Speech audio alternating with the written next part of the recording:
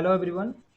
In our previous session, we learnt about the DML commands, especially regarding how to insert the records into a table, how to delete the specific records from the table by using the delete command and by using the where clause. And we also learned how to update or modify the content of the table, right? Rather than the structure. For structure, we used alter command. For modifying the content, we used update command.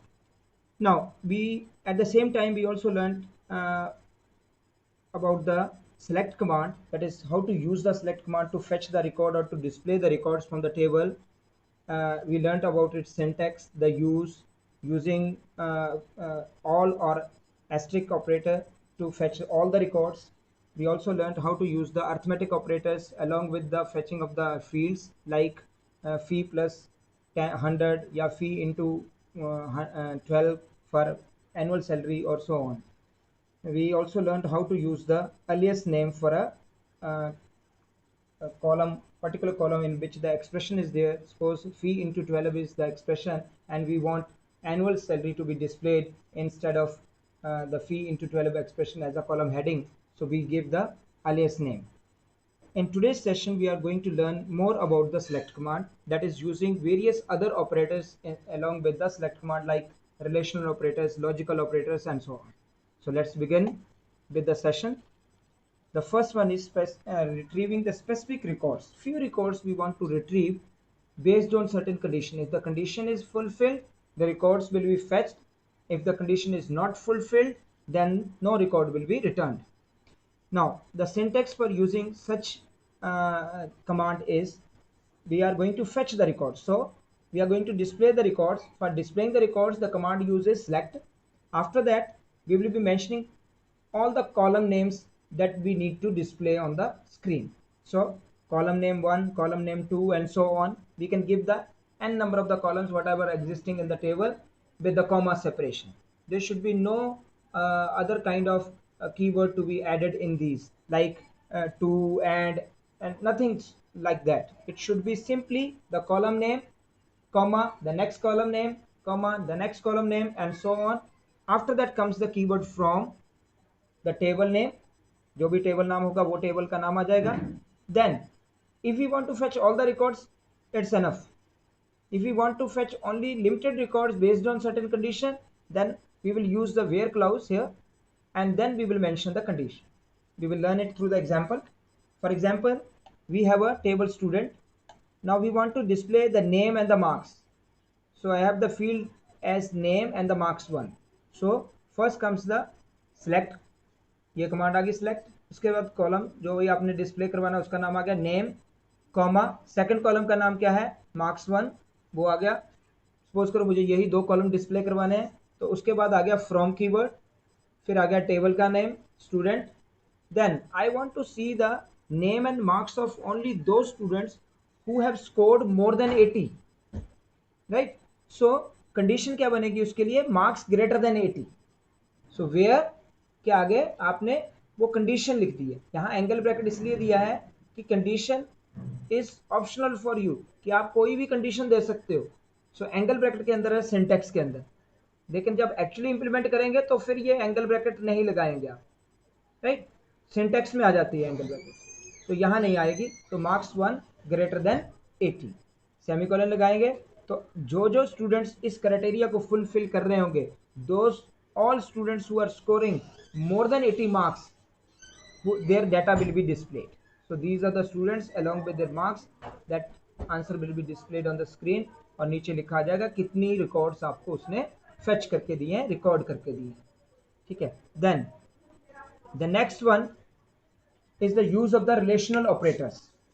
Now relational operators are used to compare the values. We know that greater than, less than, right, equality operator, then greater than or equal to, less than or equal to. Mathematics में less than और equal to, greater than और equal to का symbol अलग तरीके से डालते हैं. Base में लाइन डल जाती है, ठीक है.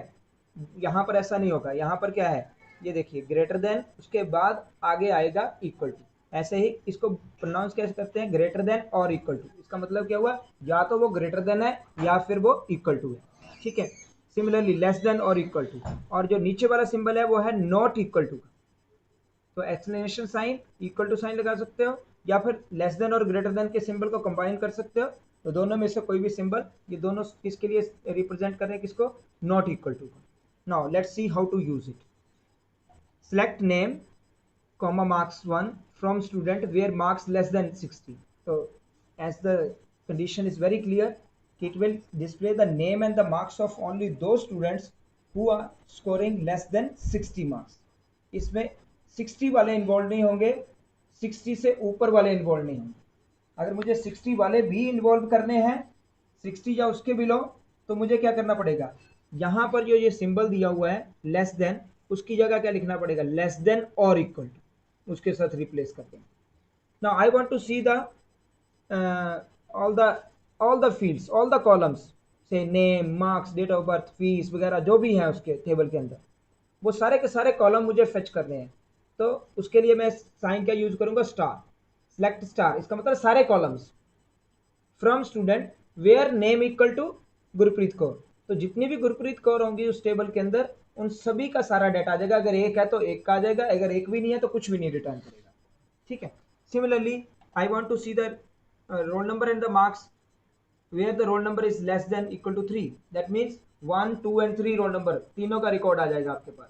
लेस देन और इक्वल टू 3 बोला है, तो लेस देन 3 कौन से रोल नंबर होंगे, 1 एंड 2। 0 किसी का रोल नंबर नहीं होगा, 0 से कम माइनस में किसी का रोल नंबर नहीं होगा। तो क्या होगा, 1, 2 एंड 3, ये तीनों रिकॉर्ड आपको फेच कर देंगे। अब इसके नेक्स्ट कमांड क्या लिखी हुई है, select roll number comma marks from student where roll number not equal to 3। इसका क्या मीनिंग हुआ कि 3 को छोड़ के बाकी सारे रिकॉर्ड रिटर्न करेगा, चाहे वो 1, 2 है, चाहे वो 4, 5, 6, 7, what ever existing in the table, so that will be return. Next one is role number comma marks 1 from student, ये मार्क्स 1 कॉलम का नाम है, फ्रॉम स्टूडेंट वेयर नेम, ये किस चीज का सिंबल है, नॉट इक्वल टू का, name not equal to Mani Kumar. अब ये देखो ऊपर गुरप्रीत कौर भी कैसे लिखा था, यहां मनी कुमार भी कैसे लिखा हुआ है, सिंगल कोट्स के अंदर, या डबल कोट्स भी यूज कर सकते हो। Textual value, date and time type की value, they must be enclosed in the quotes. बिना कोट्स के अगर आप यूज करोगे तो आपको एरर देगा, कुछ भी रिटर्न नहीं होगा। Is it clear? So take care whenever you are mentioning the textual type value, we must enclose them in the quotes, either use single quotes or use the double quotes। मैं practically भी करके दिखाऊंगा आपको, don't worry. आगे बढ़ते हैं, पहले cover कर लेते हैं थोड़ा सा लॉजिकल ऑपरेटर्स, और and not. These are the 3 logical operators. Now before I move on to the practical aspects of these operators, let me differentiate between these 3। इन तीनों का क्या पर्पस है, क्या मीनिंग है इनका, डे टू डे लाइफ में भी और एंड का क्या मीनिंग है। नोट तो बहुत ही सिंपल है, हम एक एक करके कवर करें। और का, अब और ऑपरेटर का क्या मीनिंग है कि ये बाइनरी ऑपरेटर है। That means left hand side expression और राइट हैंड एक्सप्रेशन जो भी होगी, उनके बीच में, दो एक्सप्रेशन के बीच में अगर और लग गया तो इस और का क्या मीनिंग है, द और meaning is that either of the condition is to be true, तो आपका फाइनली वो फेच हो जाएगा रिकॉर्ड। अगर दोनों में से कोई भी कंडीशन ट्रू नहीं होगी तो कुछ भी फेच नहीं होगा। जब दोनों ट्रू हो जाएंगी, जब दोनों में से कोई एक ट्रू हो जाएंगी तो आपका काम चल जाएगा। फॉर एग्जाम्पल आई से you get the admission in non medical stream only if you score more than 60 marks in science or in maths। मैंने बीच में और लगा दिया, तो इसका मतलब क्या हुआ, किस किस को एडमिशन नॉन मेडिकल स्ट्रीम में मिल जाएगा, जिसके मार्क्स मैथ में 60 से ऊपर होंगे, या फिर साइंस में, या फिर दोनों में। अब जिसके मार्क्स मैथ्स में भी 60 से ऊपर है, साइंस में भी 60 से ऊपर है, उसको भी नॉन मेडिकल स्ट्रीम मिल जाएगी। ठीक है। अब जिसके मार्क्स 10th में साइंस में नहीं आए 60 से ऊपर, लेकिन मैथ्स में आ गए, उसको भी मिल जाएगी।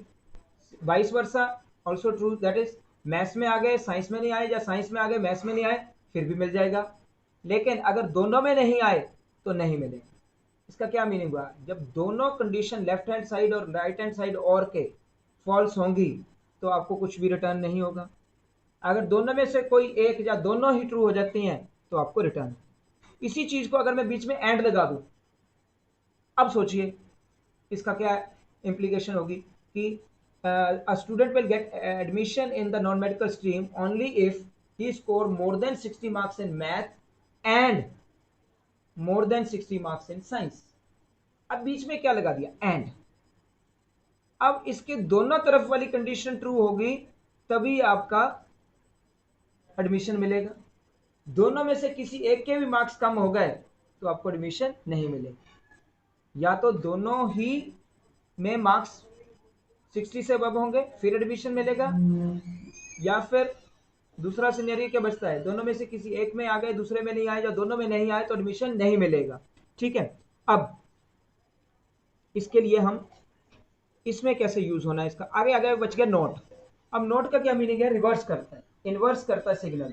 ये कॉम्प्लीमेंट की तरह बिहेव करता है. मैथमेटिक्स में भी कॉम्प्लीमेंट वगैरह होते हैं बूलियन अलजेब्रा के अंदर, कि अगर ट्रू है तो उसका फॉल्स बनाएगा, अगर फॉल्स है तो उसको ट्रू बनाएगा. दैट मीन अगर मैंने लिख दिया नॉट 3, दैट मीन 3 के अलावा सारे. ठीक है. और अगर नॉट ग्रेटर देन 3 तो उस तरीके से एक्ट करेगा. नॉट का मतलब क्या होगा, उसके अलावा बाकी सारे. ठीक है. तो वी विल सी प्रैक्टिकली. ठीक है. Now for example I have written here select roll number comma name comma marks 1 from student where marks greater than 70 and marks less than 80.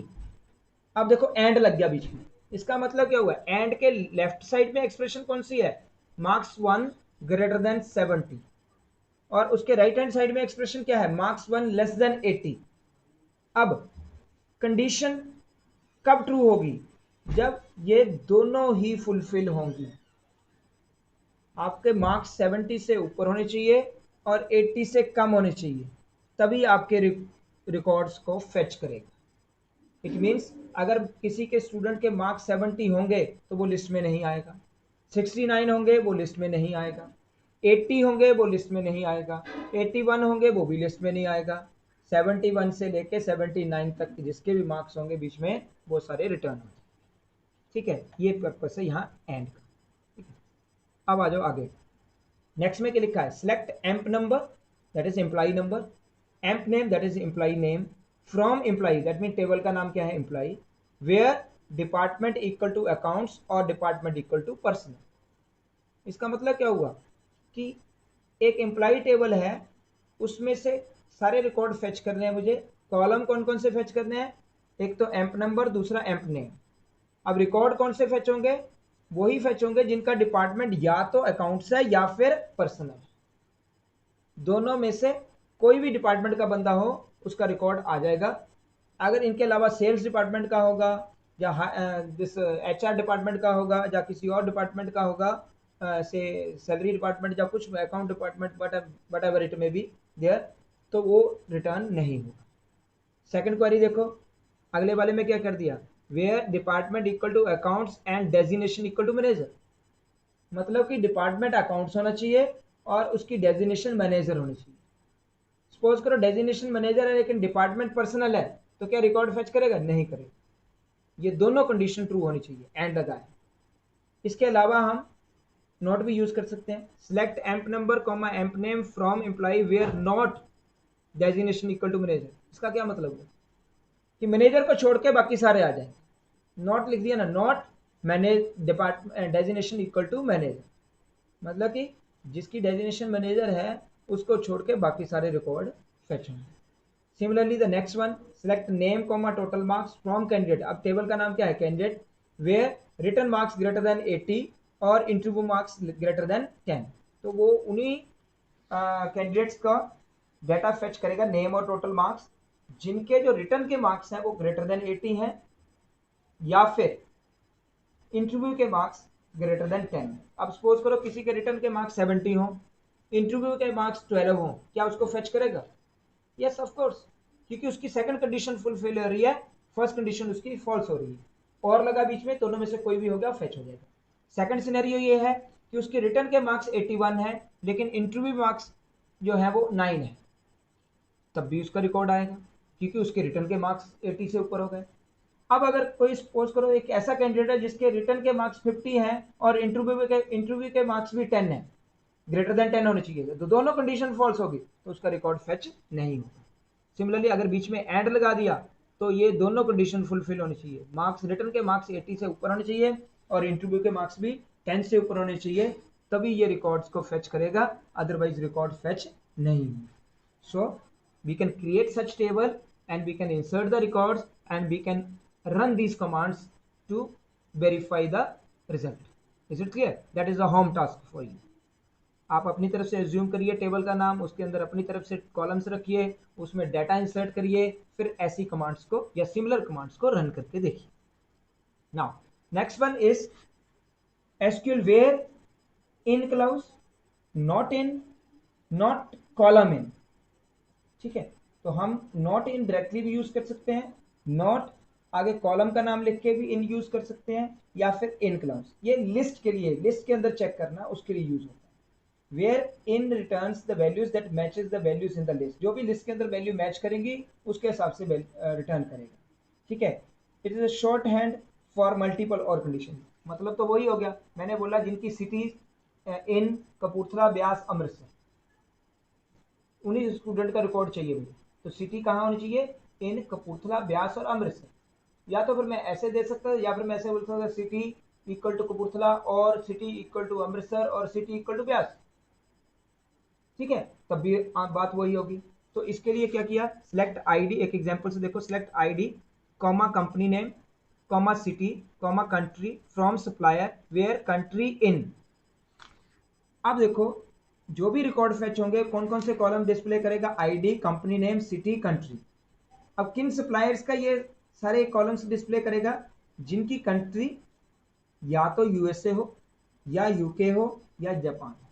That means in तीनों में से कोई भी किस city हो, अगर उसकी उस सप्लायर को वो लिस्ट कर देगा, मतलब उसको फेच कर लेगा, डिस्प्ले करवा देगा। अब इसी का क्वेश्चन आ सकता है एग्जाम में कि below is the command to fetch the records of the suppliers from the given cities, write the alternate command by using the, write the alternate command which fetches the same output, जिनका output भी same आए, लेकिन ये वो command in नहीं use करना, इनकी जगह कुछ और यूज करना, तो इनकी जगह और यूज कर सकते हैं। उस अल्टरनेट कमांड क्या होगी उस केस में, select ID comma company name comma city, ध्यान से सुनना, comma country from supplier where country पे इक्वल टू साइन, फिर आएगा कोट्स के अंदर यूएसए, फिर और ऑपरेटर लग जाएगा, फिर लिखेंगे कंट्री इक्वल टू यूके और कंट्री इक्वल टू जापान।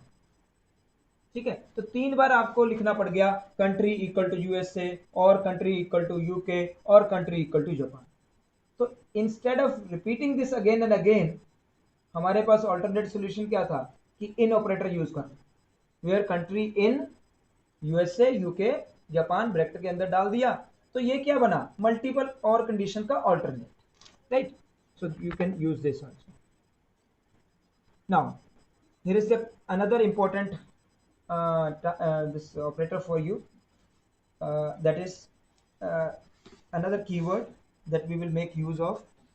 एक ये वाला टेबल फेच किया मैंने, सामने सेलेक्ट स्टार फ्रॉम स्टूडेंट 1, हमारे पास स्टूडेंट 1 का सारा रिकॉर्ड है, मैंने एक और रिकॉर्ड एंटर किया इसमें, named Harsingh, admission number 888, class 10, section C, और फीस में क्या डाल दिया, null, null mean empty set. ठीक है, now what is this null, आपको पता लग गया, empty set of values are represented with the keyword null, जहां कुछ भी नहीं है वो नल है। ठीक है, इज नॉट नल कब यूज करना है, इज नल कब यूज करना है, इसका इफेक्ट क्या पड़ेगा जब इसके ऊपर कुछ मैथमेटिकल ऑपरेशंस लगाएंगे हम, एवरेज वगैरह, सम वगैरह, ये जीरो से कैसे डिफरेंट है। There are so many questions in our mind, क्या नल एंड जीरो सेम है, द बिगेस्ट क्वेश्चन। जीरो एक वैलिड वैल्यू है, null means nothing, no value, difference है। अब वो डिफरेंस कहाँ रिफ्लेक्ट करेगा, अगर मैं लिखूं कि फी प्लस नल मुझे शो कर दे तो रिजल्ट क्या आएगा, अगर मैं लिखूं 12 इंटू नल तो रिजल्ट कैसा आएगा। So all this type of the questions are there in mind, and to clear your doubt I am going to shift on to the practical session. ठीक है, मैं आपको ये प्रैक्टिकली करके दिखाता हूँ ताकि एक बार समझ में आ जाए, वो कभी भूलेगा जिंदगी में, राइट। उसके इसी तरीके से इस नल का एवरेज पे क्या इफेक्ट पड़ेगा, वो सारी चीजें आपको करके दिखाता हूँ। उससे पहले ये देखो, select star from student one where fees is null. इसका मतलब क्या हुआ, कौन सा रिकॉर्ड फेच करके आएगा हमारे पास, यहाँ पर फीस क्या है, एम्प्टी। कहाँ पर है, ये वाला रिकॉर्ड फेच करेगा हर सिंह वाला, बाकी नहीं। अगर मैं इसी तरीके इसको लिख देता, select star from student one where fees is not null, is और नॉट के बीच में भी स्पेस, ठीक है। तो ऐसे यहां दिया is not null, is not null, तो इसका मतलब क्या, ये सारे रिकॉर्ड फेच कर देगा ऊपर वाले, ये लास्ट वाला नहीं करे, ठीक है। अब इसको प्रैक्टिकली देखते हैं before we move on to the next clause, next important clause. Let me check कितना टाइम हुआ अभी, ओके 10 मिनट्स है हमारे पास। तो I am moving on to the practical session. मेरे पास ये टेबल है which we have created another day, previous sessions में ये टेबल क्रिएट किया था। अब मैं इसमें एक ऐसा रिकॉर्ड एंटर करने जा रहा हूँ जिसकी फीस हम क्या कर देंगे, नल, ठीक है। So we have already got a table in which there are 4 records with admission number 111, 222, 333, 444। अब मैं इसमें एक और रिकॉर्ड एंटर करने जा रहा हूँ 555, और इसकी जो फीस है वो मैं नल करने जा रहा हूँ। कैपिटल में लिखो, स्मॉल में लिखो, कोई फर्क नहीं पड़ेगा। इसकी फीस नल कर दी, एंटर प्रेस किया, क्वेरी ओके आ गया। अब इसमें चेक करता हूँ कितने रिकॉर्ड हो गए हमारे पास, 5 रिकॉर्ड हो गए, उसकी फीस क्या आ गई, नल। अब मैं लिखता हूँ select star from student where fees is null. कौन सा रिकॉर्ड आया जिसकी फीस नल है, ठीक है। अब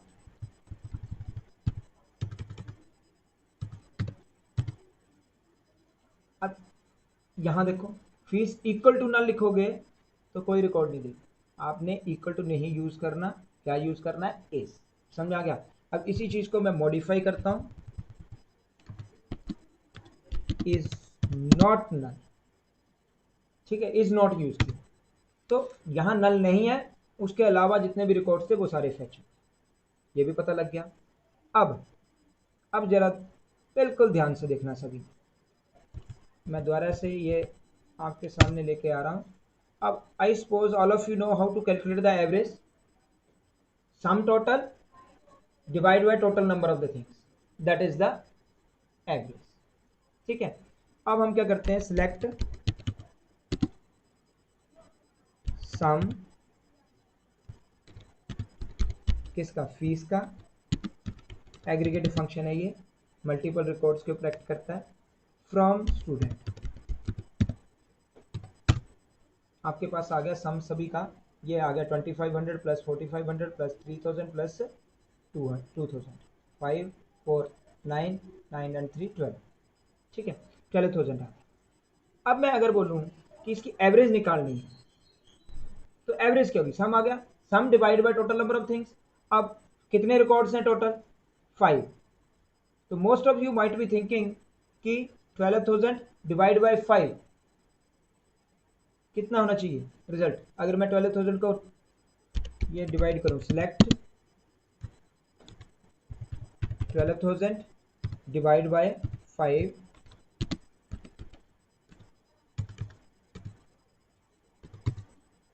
तो ये आया 2400 हमारे पास ऑलमोस्ट, ठीक है 2400 हमारे पास आया। लेकिन ये तो मैंने मैन्युअली किया। अब मैं टेबल के ऊपर इसी क्वेरी को लगाता हूँ, उसके लिए फंक्शन यूज करेंगे एवरेज। आप सरप्राइज रहोगे, सरप्राइजिंग फैक्टर आपने फाइंड करना है कि क्या है, select average of fees from student. अभी आपका रिजल्ट वैसा नहीं आएगा जो हमने मैन्युअली किया है। हमने मैन्युअली किससे डिवाइड किया, 5 से, रिजल्ट क्या आया 2400। अब चेक करना जरा, ठीक है, कि select average fees from student, क्या रिजल्ट आया 3000। इसका मतलब क्या हुआ, ये 5 से डिवाइड नहीं हुआ, ये 4 से डिवाइड हुआ, नल वाले को उसने इग्नोर कर। So that is what you need to keep in mind कि जब ये काउंटिंग करेगा फीस कितनों की आई है तो उसमें नल वाले का काउंट नहीं करेगा, ठीक है। इसी तरीके से मैं एक और फंक्शन यूज करता हूं, select count fees from student, 4 दिखा रहा है 5, लेकिन अगर मैं इसी कमांड को करूं सिलेक्ट काउंट स्टार, तो वो चेक करेगा टोटल रिकॉर्ड्स कितने हैं टेबल के अंदर, वो प्राइमरी वैल्यूज को देखेगा, एडमिशन नंबर से चेक करेगा 5। अब पता लग गया एक पर्टिकुलर कॉलम में, अगर ये एग्जाम में ये भी क्वेश्चन आ सकता है कि based on a certain table when we run the count fees from the student the answer is 4 and when we run the count star from the student the answer is 5, why so, what is the reason, give explanation.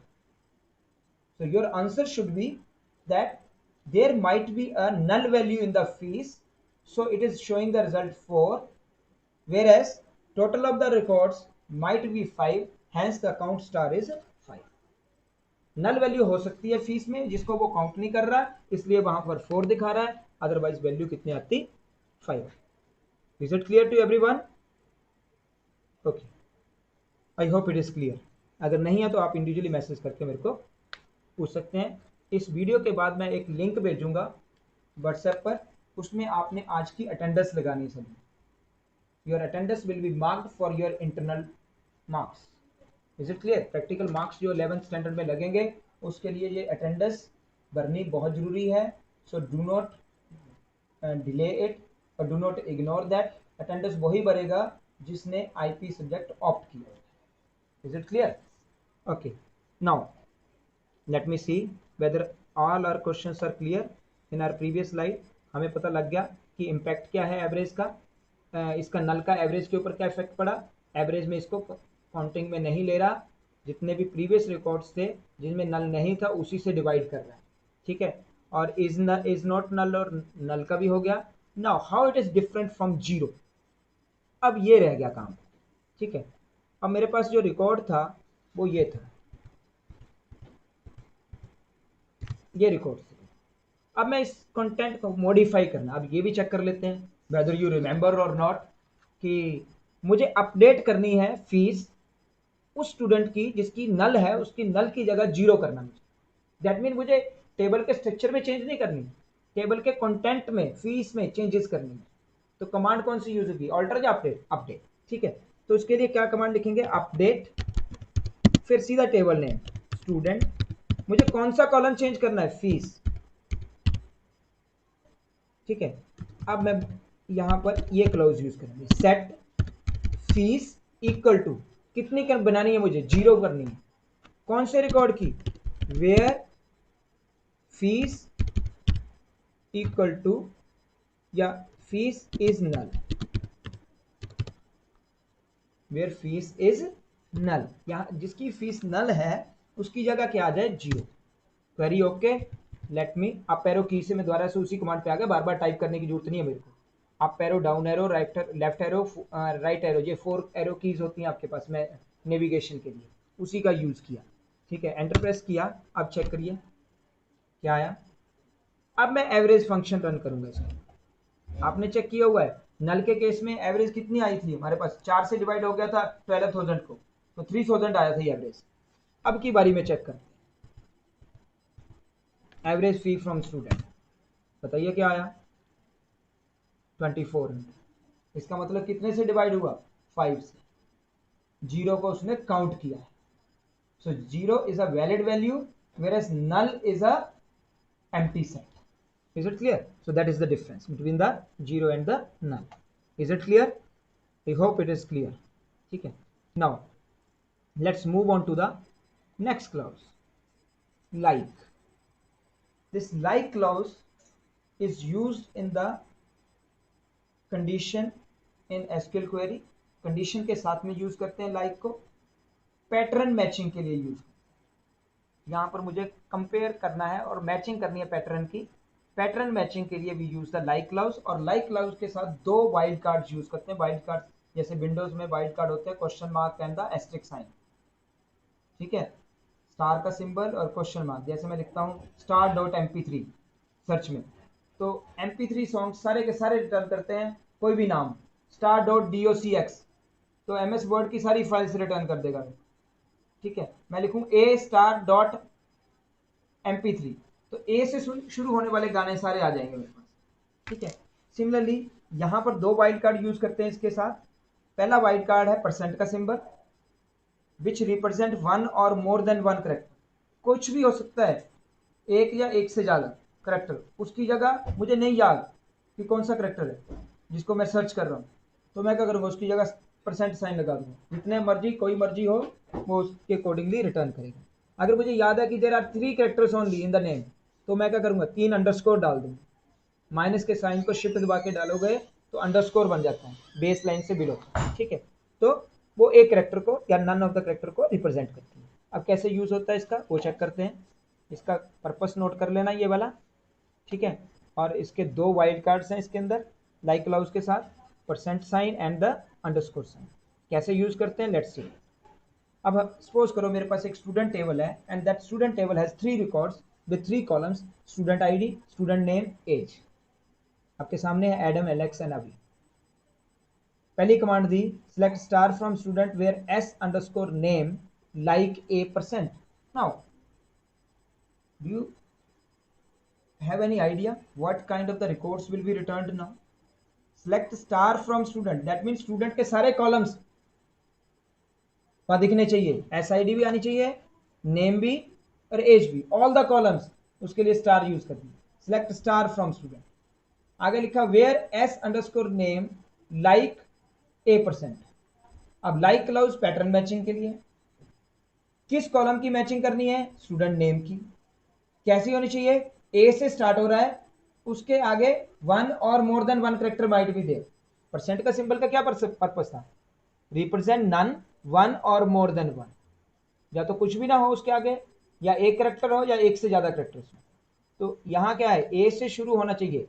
जो भी नाम है, हमारे तीनों नाम ही ए से शुरू हो रहे हैं, उसके आगे कुछ भी आ सकता है। इसमें DAM है, इसमें LEX है, इसमें BHI है। तो ये दैट मीन 3 के 3 रिकॉर्ड्स इस कंडीशन को फुलफिल कर रहे हैं।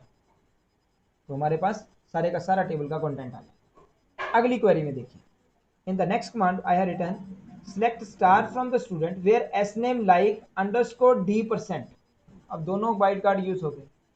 अंडरस्कोर का मतलब क्या है, एक करेक्टर, दैट मीन D से आगे एक करेक्टर हो सकता है, और D के बाद परसेंट का साइन लगा है, दैट मीन D के बाद any number of the character might be there. तो ऐसा कौन सा नाम है यहाँ जिसमें D से आगे एक ही है, ये एडम। इसमें D है ही नहीं, इसमें D है ही नहीं, तो मुझे कौन सा रिकॉर्ड फेच करेगा, ये वाला। देन नेक्स्ट में क्या लिखा, select star from student where S name like percent x.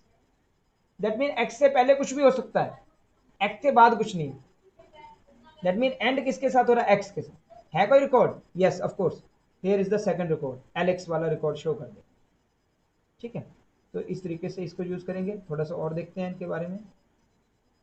अब ये इस टेबल के बेस पे कमांड्स, ये वाला टेबल है, आपको मैंने पहले शायद नोट करवाया हुआ है ये टेबल। ठीक है, नहीं है तो नोट कर लेना इस टेबल को, और क्रिएट भी करके देख लेना। अगर जिनके पास प्रैक्टिकल ऑप्शन अवेलेबल है, नहीं है तो बस भी रीच द स्कूल लैब में कवर हो जाएंगे, टेंशन नहीं लेना। ठीक है, now the next one is select star from student. तो क्या करेगा ये, it will display all the information from the particular table that is the student in the database. Next क्या था, टू डिस्प्ले द, आपको क्वेश्चन आ सकता है एग्जाम में, ऐसे आएंगे question, write the commands to display the name and class of the student table information. आपको टेबल दे दिया जाएगा कंटेंट के साथ, ये वाला चीज दे दी जाएगी एग्जाम में, और आगे लिखा होगा कि ये क्वेरी, इसको बोलते हैं क्वेरी। क्वेरी लिखी होगी, आपको क्या करना है, उसका क्वेरी का रिपोर्ट लिखनी है। ठीक है, ओके, नाउ फॉर क्वेरी का कमांड लिखनी है। तो कमांड कैसे लिखनी है, अब क्वेश्चन में क्या बोला गया है, डिस्प्ले नेम एंड क्लास। आपने ये नहीं लिख देना select name and class, and तो लगाना ही नहीं बीच में। आपने पहले तो चेक करना है कि नेम कौन से कॉलम के अंडर आ रहा है, कॉलम का हेडिंग क्या है, नेम, वही यूज करना है। हो सकता है क्वेश्चन में नेम एंड क्लास बोल दिया गया और यहाँ पर हेडिंग क्या हो, नेम्स, तो आपको नेम्स यूज करना है। ठीक है, ऐसे यहाँ पर दे दिया रहा हो क्लासेस, और क्वेश्चन में लिखा हो डिस्प्ले नेम एंड क्लास, तो आपको यूज क्या करना है, क्लासेस, जो कॉलम का हेडिंग है वो यूज करना है। तो क्या लिखेंगे, सिलेक्ट नेम कॉमा क्लास, जो भी हेडिंग था वो यूज किया हमने, नेम कॉमा क्लास, कॉमा लगाना बीच में। अब ऊपर लिखा हुआ था ऑफ स्टूडेंट, आपने ऑफ नहीं लगाना, आपने क्या करना, कमांड के अंदर फ्रॉम स्टूडेंट, कंडीशन कोई दे नहीं रखी तो यहीं खत्म कर दो। अगली कमांड क्वेरी क्या है, to display the name of 10th class student information, जो भी स्टूडेंट 10th में है उनकी इंफॉर्मेशन देनी। तो इसके लिए हमने क्या लिखा, डिस्प्ले नेम, सिर्फ नाम बताने उनके जो 10th क्लास में। तो सिलेक्ट नेम फ्रॉम स्टूडेंट, इतना तो क्लियर है। अगर आपने यहां तक सही लिखा है, नंबर ऑफ द कॉलम्स कौन से टेबल से फेच करने, यहां तक अगर सही लिखा है 1 मार्क की क्वेरी है। अगर इस पॉइंट तक सही है आपका, आप अलग अलग लाइन में भी लिख सकते हो, आप एक ही लाइन में भी लिख सकते हो, आप 10 लाइनों में भी लिख सकते हो अलग अलग करके, इसको कोई फर्क नहीं पड़ता। ठीक है, अगर मैंने इस पॉइंट तक सही लिखा है, I gets the half the marks whatever weightage is there for that command. अगर 1 नंबर किया तो आधा मिलेगा, अगर आधा है और आपकी क्वेरी आधी गलत है तो ये नहीं कि 0.25 मिलेगा, आपको 0 मिलेगा। ये भी रूल है, इसको भी ध्यान रखें। अगर 2 मार्क्स का है तो 1 मिलेगा, अगर 1 है तो हाफ मिलेगा, अगर हाफ है और बीच में कोई मिस्टेक हो गई फिर 0। ठीक है, फ्रैक्शन में मार्क्स नहीं उसके बाद। फ्रॉम स्टूडेंट, अब कंडीशन साथ में दे रखी है क्लास 10th, तो वेयर क्लास इक्वल टू 10। अब ये कैसे हमें पता चला क्लास इक्वल टू 10 कोट्स में लिखना है या नहीं लिखना है, वो टेबल को देखेंगे कि टेबल के अंदर न्यूमेरिक डाटा है, उस कॉलम के अंदर न्यूमेरिक है या फिर टेक्सचुअल है। अगर TEN लिखा होता तो कोट्स के अंदर लिखते। अब वैल्यू दे रखी है डायरेक्ट, तो कोट्स लगाने की जरूरत नहीं पड़ी, सीधा इक्वल टू 10। ठीक है, देन अर्थमेटिक ऑपरेटर कैसे यूज करते हैं, arithmetic operator plus minus multiplication division ये। ठीक है, तो जैसे ये देखा है, अगर दो स्ट्रिंग वैल्यूज के बीच में अर्थमेटिक ऑपरेटर यूज कर दें, प्लस का सिंबल मैं दो नेम्स के बीच में, फर्स्ट नेम और लास्ट नेम के बीच में प्लस का सिंबल ऐड कर दूं, तो इसका मतलब ये है इनकी एडिशन हो जाएगी। एडिशन तो सिर्फ न्यूमेरिक वैल्यू की हो सकती है। अगर मैं दो टेक्सचुअल वैल्यू के बीच में या एक टेक्सचुअल एक न्यूमेरिक वैल्यू के बीच में प्लस का सिंबल लगा दूं, तो उसका रिजल्ट क्या होगा, कॉन्कैटिनेशन। कॉन्कैटिनेशन किसको बोलते हैं, when something is suffixed to the another one. ठीक है, किसी और के पीछे अटैच हो जाना, अटैचमेंट को बोलते हैं कॉन्कैटिनेशन। फॉर एग्जांपल मैंने लिखा select first name plus second name from the name. मेरे पास फर्स्ट नेम था अनु, सेकंड नेम था जैन। जब मैंने प्लस का सिंबल लगा दिया तो जो ये दोनों का टेबल का जो कॉलम का हेडिंग क्या बन जाएगा, first name plus second name, और जो डाटा आएगा बीच में स्पेस नहीं आएगा। यहाँ पर गलती से स्पेस लग रहा है पावर पॉइंट की प्रेजेंटेशन इसलिए, अदरवाइज ये अनु जैन इकट्ठा आ जाएगा विदाउट स्पेस। ठीक है, ऐसे ही मधु भाटिया यहाँ इकट्ठा आ जाएगा। ठीक है, सिमिलरली ये टेबल है, सपोज करो यहाँ लिखा मैंने सेलेक्ट बेसिक प्लस DA। अब ये प्लस का सिंबल लगा हुआ दो न्यूमेरिक वैल्यू के बीच में लगा हुआ, एडिशन हो जाएगा। ये देखो ये आउटपुट आएगा। ठीक है, इसके बाद ठीक है